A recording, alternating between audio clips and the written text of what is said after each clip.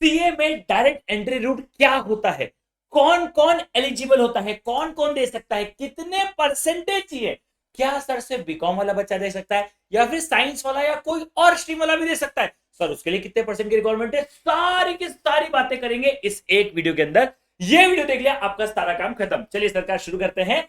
मेरा नाम है जतिन निमला, सीए फाउंडेशन में quantitative aptitude in economics and C intermediate में एफएमएस में पढ़ाता हूं मैं। सबसे पहली बात, सर ये डायरेक्ट एंट्री क्या होता है, सर डायरेक्ट एंट्री सुनो भैया जी। डायरेक्ट एंट्री क्या होता है, डायरेक्ट एंट्री का मतलब होता है कि देखो सीए में ना 3 लेवल होते हैं, foundation, inter, final. Direct entry का मतलब होता है आप फाउंडेशन नहीं दोगे। अच्छा, बिना फाउंडेशन दिए सीधा इंटर में आ जाएंगे? हाँ, बिना फाउंडेशन दिए सीधा इंटर में आ जाओगे और यही है मजे की बात, ठीक है। सो आपको फाउंडेशन देना ही नहीं है, आप डायरेक्ट आ जाओगे सी इंटर में एंड दैट्स इट। अच्छा अच्छा अच्छा अच्छा अच्छा, ये तो मजेदार चीज है। हाँ, लेकिन सर मैंने सुना था कि पहले आर्टिकलशिप करनी पड़ती है, ये करनी पड़ती है, वो करनी पड़ती है। सब भूल जाओ सब भूल जाओ, सारी पुरानी बातें हो गई है। देखो वैसे तो आज कोई रिलेवेंट नहीं है, लेकिन एक साल पहले नया कोर्स आ गया है। नए कोर्स से पहले ना डायरेक्ट एंट्री बहुत डिफिकल्ट थी। मतलब आपको पहले एक सीए के अंदर आर्टिकलशिप करनी पड़ती थी, बहुत सारे एफर्ट्स करने पड़ते थे। अब कुछ नहीं करना है, आप डायरेक्ट एंट्री के थ्रू आ सकते हो और मजे कर सकते हो, ठीक है। मतलब आपको फाउंडेशन नहीं देनी पड़ेगी, आपको मैथ्स नहीं पढ़ना पड़ेगा, आपको कुछ नहीं करना पड़ेगा, ठीक है। अब सर कौन कौन एलिजिबल है, सुनो मैं आपको एग्जांपल के साथ समझाता हूं, समझ में आएगा। मान लो सर मैं हूं एक बीकॉम का बच्चा, ठीक है। मेरे लिए क्या क्या है, सर मेरा सेकेंड ईयर का रिजल्ट आ जाना चाहिए। सेकेंड ईयर मतलब चाहे वो सेकेंड ईयर हो या फिर वो फोर्थ सेम हो या फिर वो सिक्स सेम। सिक्स सेम मतलब जिन जिन बच्चों का 4 साल वाला बीकॉम है, 4 साल वाली ग्रेजुएशन है, उनके लिए 6 सेमेस्टर, बाकी सबके लिए सेकेंड ईयर या फोर्थ सेमेस्टर। अब सुनो एग्जाम्पल के साथ, ठीक है। सर मैं ना बीकॉम का स्टूडेंट हूं, सेकेंड ईयर की एग्जाम क्लियर कर चुका हूं या फिर फोर्थ सेमेस्टर दे चुका हूं, रिजल्ट आ गया है, बहुत बढ़िया। और मेरे जो बीकॉम की एग्जाम है उसमें ओवरऑल 55% से ज्यादा बने हैं, क्या मैं डायरेक्ट एंट्री के लिए एलिजिबल हूं? हाँ। अच्छा, हर वो बच्चा जो बीकॉम दे रहा है, सेकेंड ईयर या फोर्थ सेमेस्टर क्लियर कर चुका है और जिसके टोटल 55% से ज्यादा है, क्या वो एलिजिबल है? हाँ वो एलिजिबल है। दूसरा, सर मैं तो नॉन कॉमर्स वाला हूं, सर मैं साइंस से हूं, बीबीए से हूं, जो भी कोर्स है, जो भी कोर्स है, अगर मैं भी सेकेंड ईयर, जो आपने ग्रेजुएशन के एक साल पहले, हाँ कोई 5 साल का कर रहा है तो 4 साल की कंडीशन लग जाएगी, ठीक है, कॉमन सेंस है। जो भी आप जो भी ईयर कर रहे हो ना, जैसे अगर आपका 3 साल का है तो सेकेंड ईयर, 4 साल का है तो थर्ड ईयर, 5 साल का तो फोर्थ ईयर, ठीक है। सो एग्जाम्पल अभी 3 साल का लेते हैं, आपका 3 साल का ग्रेजुएशन है। अगर आपका सेकेंड ईयर तक, यानी बीएसटी कर रहे हो 3 साल का, 2 साल की आपने एग्जाम दे दी है, आपके हाथ में रिजल्ट भी है, कंपल्सरी रिजल्ट भी है, और रिजल्ट में 60% से ज्यादा मार्क्स आ रहे हैं, आप भी सीए के लिए एलिजिबल हो। फाउंडेशन नहीं देना पड़ेगा, डायरेक्ट एंट्री में सीए इंटर में आप आ जाओगे। ओके, समझ में आया? हाँ, तो सेकेंड ईयर क्लियर होना चाहिए, हाँ। और सेकेंड ईयर फोर्थ सेप्टेम्बर आप उसको कुछ भी, फोर्थ सेमेस्टर आप उसे कुछ भी कह सकते हो। कॉमर्स यानी बीकॉम वाला जो बच्चा उसके 55%, अब आप बीबीए कर रहे हो, कुछ भी कर रहे हो, वो सब नॉन कॉमर्स है, ठीक है। हाँ जी सरकार। अब मैं 2 केस आपको समझाता हूं, ध्यान से सुनना, सिर्फ समझाने के लिए, ठीक है। जो बच्चा फाउंडेशन दे रहा है, ठीक है, जो बच्चा फाउंडेशन देता है, सर वो फाउंडेशन क्लियर करता है, हाँ। फिर अपने आप को रजिस्टर करवाता है सी इंटर में, हाँ। रजिस्टर करवाने के बाद 8 महीने का स्टडी पीरियड होता है और फिर आप सी इंटर के एग्जाम के लिए एलिजिबल होते हो, करेक्ट। ये मैंने आपको फाउंडेशन वाले बच्चों के लिए समझाया, जो है नॉर्मल एंट्री। लेकिन अभी हम लोग बात कर रहे हैं डायरेक्ट एंट्री की। सर डायरेक्ट एंट्री में क्या होता है, डायरेक्ट एंट्री में क्या आप 2 साल, अब फिर कोई वाली बात नहीं, ठीक है, 2 साल हो, फोर्थ सेमेस्टर हो या जो भी हो, ठीक है, अपने ग्रेजुएशन से एक साल पहले, ठीक है, आप सेकेंड ईयर की एग्जाम दे चुके हो, सर दे चुका हूं। कॉमर्स वालों के लिए 55%, नॉन कॉमर्स के लिए 60%। क्या आपका रिजल्ट आ गया है? सर रिजल्ट होना कंपलसरी है। क्या आपके पास रिजल्ट आ गया है? हाँ आ गया है। क्या आपके 55 या 60% बन रहे? बन रहे। आप रजिस्टर कर सकते हो, यानी आप भी सीए इंटर के लिए रजिस्ट्रेशन कर सकते हो। अब यहीं पे मजे की बात सुनना भाई, ठीक है, यहीं पे मजे का सुनना। क्या आप रजिस्टर कर सकते हो? कर सकते हो। इसे कहते हैं प्रोविजनल रजिस्ट्रेशन। क्या कहते हैं? Provisional registration. इसका मतलब सुनो, रजिस्टर कर लिया, हाँ, 8 9 महीने 10 महीने जो भी पढ़ना आपने पढ़ाई कर ली, हाँ।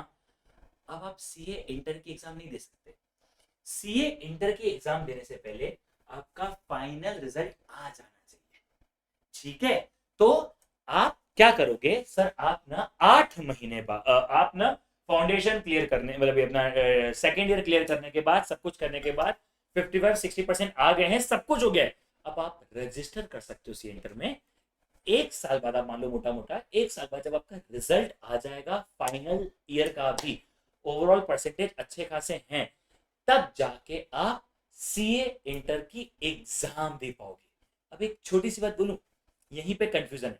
सर मान लो कि मैंने अपना थर्ड ईयर भी दे दिया लेकिन रिजल्ट आने में टाइम लग गया, तो जब तक रिजल्ट नहीं आएगा तब तक आप एग्जाम नहीं दे पाओगे। यहीं पे छोटी सी प्रॉब्लम आती है, ठीक है, बहुत सारे लोगों को आती है, इसलिए मैं समझा रहा हूं।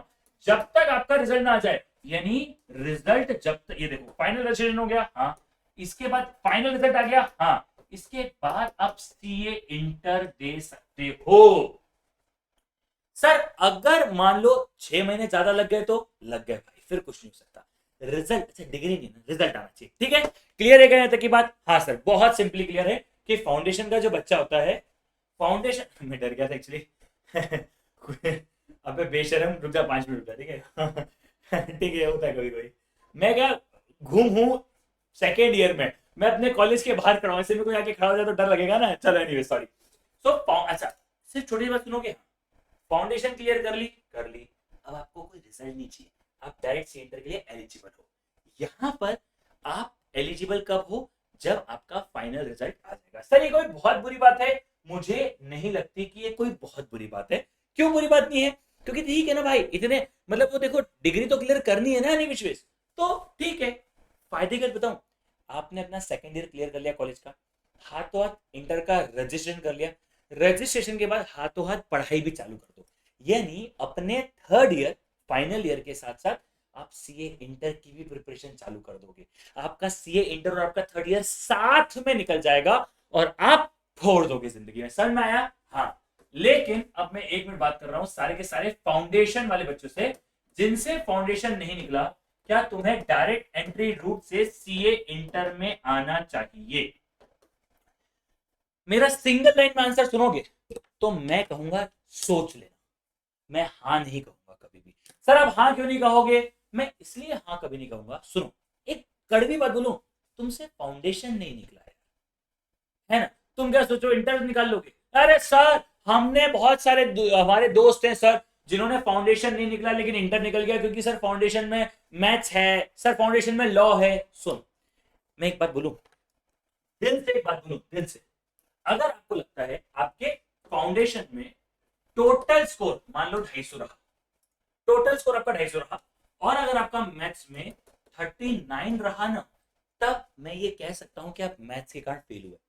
आपका टोटल स्कोर होता है 180 और आपके मैथ्स में 30 मार्क्स, आप बोलते हो मैं मैथ्स के कारण फेल हुआ। अरे भाई मैथ्स में 40 बजाते तो भी तो फेल था। क्या लॉ? अरे लॉ तो यहाँ पे ज्यादा है, इंटर में लॉ है। सर मैं डिमोटिवेट कर रहा हूं? नहीं, सुन मेरी बात, मैंने भी बहुत सारे बच्चे, हमारे भी बहुत सारे स्टूडेंट्स हैं जो फाउंडेशन क्लियर नहीं कर पाते तो इंटर में आते हैं, और वो इंटर में आके एक बार में क्लियर करते हैं, फोड़ देते हैं, मैं मानता हूं। लेकिन मैं सिर्फ एक बात कह रहा हूं, अगर आप फाउंडेशन रूट नहीं, फाउंडेशन क्लियर नहीं कर पा रहे और इंटर में आ रहे हो ना डायरेक्ट एंट्री का यूज करके, प्लीज सोच कर आना कि आपको बहुत मेहनत करनी पड़ेगी, है ना। मैं ये कह रहा हूं कि ठीक है कोई बात नहीं, क्या ज्यादा मेहनत कर सकते हैं? ज्यादा मेहनत कर सकते हैं, and please be ready for that extra effort, please be ready for that extra thing. क्यों? क्योंकि सर लॉ यहाँ पर भी, यहाँ पे 6 सब्जेक्ट पढ़ने, वहां पे 4 थे, ऑल दो वहां पे 6 महीने पे, यहाँ पे 8-9 महीने, मुझे सब पता है, सारी रामकथा है पता है, मैं 10 साल से पढ़ा रहा हूँ। बस मैं एक चीज कह रहा हूँ, मैंने बहुत सारे फाउंडेशन वाले बच्चों को देखा है जो ना डायरेक्ट एंट्री से इंटर में आते हैं और फिर बेचारे वो कहीं के नहीं बचते, ठीक है, क्योंकि उनको लगता है मैं इंटर में हूं, वो ना सीए में उलझ के रह जाते हैं बेचारे, जिंदगी में थोड़े से ना पीछे रह जाते हैं।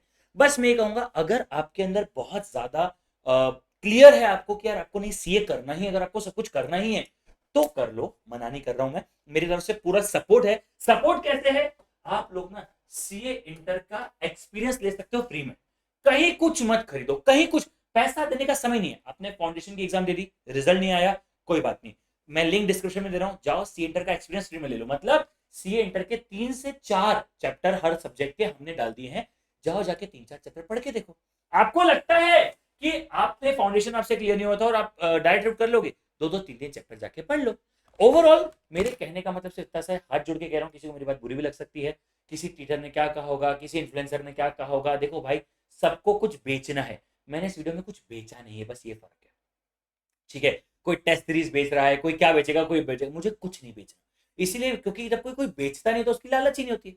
मेरी कोई लालच ही नहीं है, मैं तुमको बोलूँ ये खरीद लो और फिर तुम फेल हो जाओ, तुम्हारे पैसे वेस्ट हो जाएंगे, मैं कुछ बेच ही नहीं रहा हूँ, मैं तो बोल रहा हूँ तुमको पढ़ना है ना, जाओ जाके फ्री में पढ़ लो, मैं तो तुम्हें फ्री में दे रहा हूँ। ठीक है, तो मैं सिर्फ एक ही चीज कह रहा हूँ भाई, मैं सिर्फ एक ही चीज कह रहा हूँ, फाउंडेशन वालों सिर्फ एक चीज सोचना, तुमसे फाउंडेशन नहीं निकली इंटर कैसे होगी।